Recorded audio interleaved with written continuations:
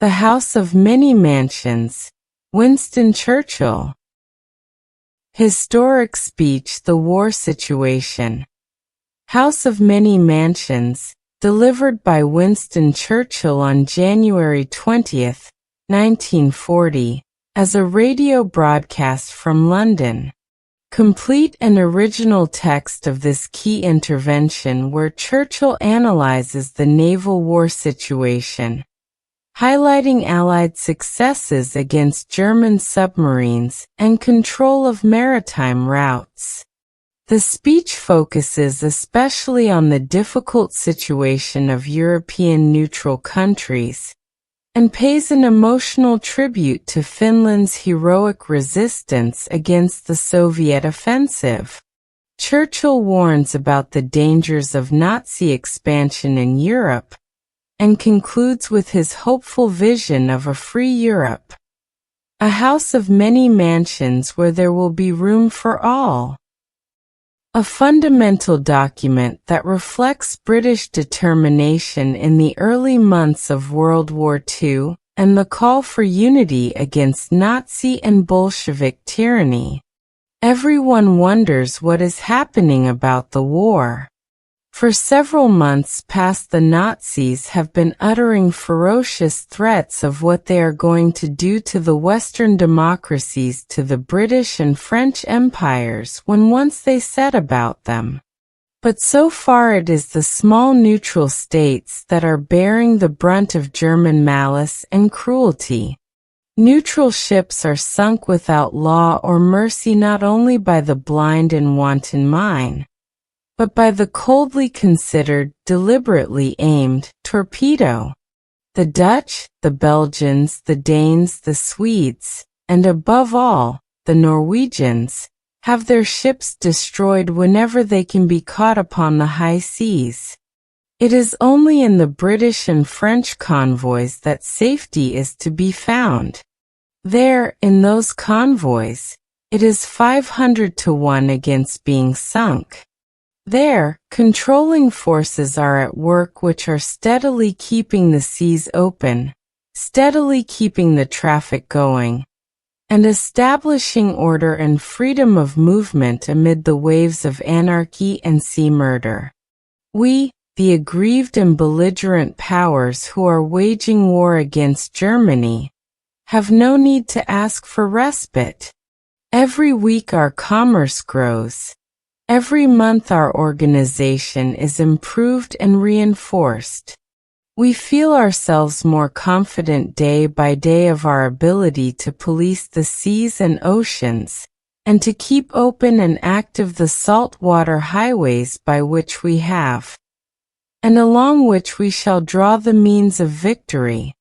It seems pretty certain that half the U-boats with which Germany began the war have been sunk, and that their new building has fallen far behind what we expected.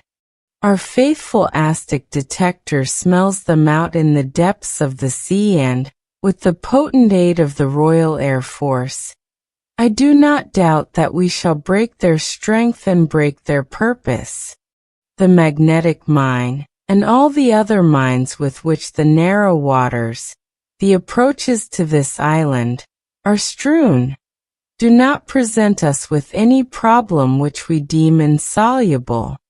It must be remembered that in the last war we suffered very grievous losses from mines, and that at the climax more than 600 British vessels were engaged solely upon the task of minesweeping. We must remember that. We must always be expecting some bad thing from Germany, but I will venture to say that it is with growing confidence that we await the further developments or variants of their attack. Here we are, after nearly 5 months of all they can do against us on the sea, with the first U-boat campaign for the first time being utterly broken, with the mining menace in good control, with our shipping virtually undiminished, and with all the oceans of the world free from surface raiders. It is true that the Deutschland escaped the clutches of our cruisers by the skin of her teeth, but the spee still sticks up in the harbor of Montevideo as a grisly monument, and as a measure of the fate in store for any Nazi warship which dabbles in piracy on the broad waters. As you know, I have always after some long and hard experience spoken with the utmost restraint and caution about the war at sea, and I am quite sure that there are many losses and misfortunes which lie ahead of us there. But in all humility and self-questioning I feel able to declare that at the Admiralty, as I have no doubt, at the French Ministry of Marine, things are not going so badly after all. Indeed, they have never gone so well in any naval war. We look forward as the months go by to establishing such a degree of safe sailings as will enable the commerce of all the nations whose ships accept our guidance, not only to live but to thrive. This sea affair at least, of the Nazi attack upon freedom is not going to bar the path of justice or of retribution. Very different is the lot of the unfortunate neutrals. Whether on sea or on land, they are the victims upon whom Hitler's hate and spite descend. Look at the group of small but ancient and historic states which lie in the north. Or look again at that other group of anxious peoples in the Balkans, or in the Danube basin behind whom stands the resolute Turk. Every one of them is wondering which will be the next victim on whom the criminal adventurers of Berlin will cast their rending stroke. A German major makes a forced landing in Belgium with plans for the invasion of that country, whose neutrality Germany has so recently promised to respect. In Romania there is deep fear lest by some deal between Moscow and Berlin they may become the next object of aggression. German intrigues are seeking to undermine the newly strengthened solidarity of the southern Slavs. The hardy Swiss arm and man their mountain passes. The Dutch, whose services to European freedom will be remembered long after the smear of Hitler, has been wiped from the human path, stand along their dikes, as they did against the tyrants of bygone days. All Scandinavia dwells brooding under Nazi and Bolshevik threats. Only Finland, superb, nay, sublime in the jaws of peril, Finland shows what free men can do. The service rendered by Finland to mankind is magnificent. They have exposed, for all the world to see, the military incapacity of the Red Army and of the Red Air Force. Many illusions about Soviet Russia have been dispelled in these few fierce weeks of fighting in the Arctic Circle. Everyone can see how communism rots the soul of a nation, how it makes it abject and hungry in peace, and proves it base and abominable in war. We cannot tell what the fate of Finland may be, but no more mournful spectacle could be presented to what is left to civilized mankind than that this splendid northern race should be at last worn down and reduced to servitude worse than death by the dull brutish force of overwhelming numbers. If the light of freedom which still burns so brightly in the frozen north should be finally quenched, it might well herald a return to the Dark Ages, when every vestige of human progress during 2,000 years would be engulfed. But what would happen if all these neutral nations I have mentioned and some others I have not mentioned were with one spontaneous impulse to do their duty in accordance with the covenant of the League, and were to stand together with the British and French empires against aggression and wrong? At present their plight is lamentable, and it will become much worse. They bow humbly and in fear to German threats of violence.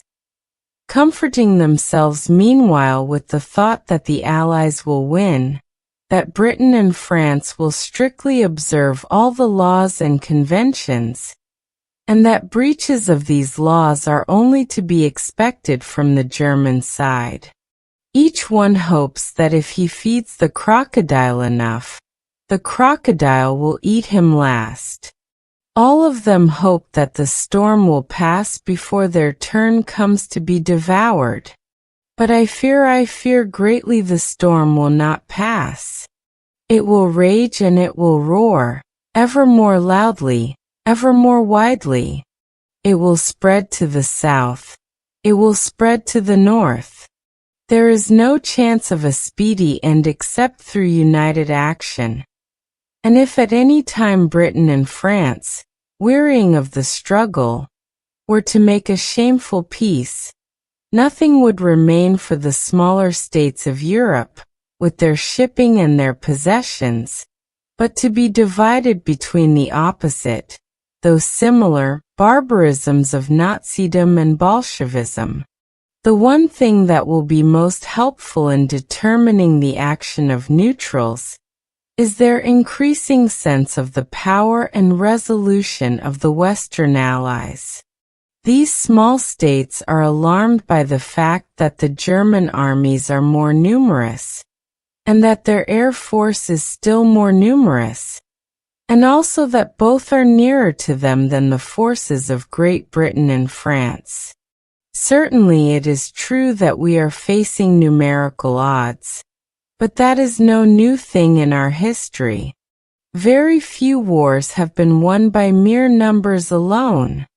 Quality, willpower, geographical advantages, natural and financial resources, the command of the sea, and above all, a cause which rouses the spontaneous surgings of the human spirit in millions of hearts, these have proved to be the decisive factors in the human story.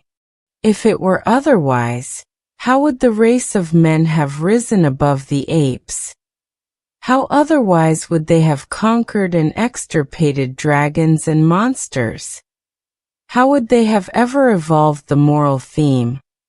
How would they have marched forward across the centuries to broad conceptions of compassion, of freedom, and of right?